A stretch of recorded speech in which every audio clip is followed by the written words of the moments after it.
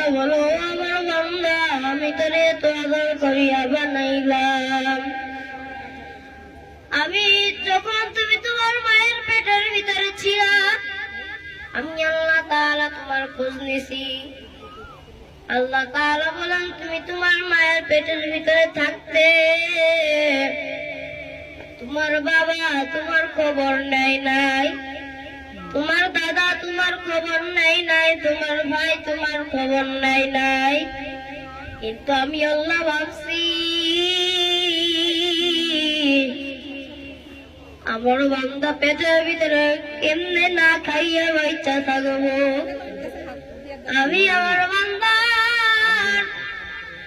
তোমার মা যে খাবারটা খায়, দেখবেন সন্তান জন্ম হওয়ার পরে মায়ের নাভির সাথে সন্তানের নাভি জোড়া লাগানো থাকে। আমার আল্লাহ বলে, ও সন্তান, তুমি যখন তোমার মায়ের পেটের ভিতরে ছিলা, আমি আল্লাহ ভাবছি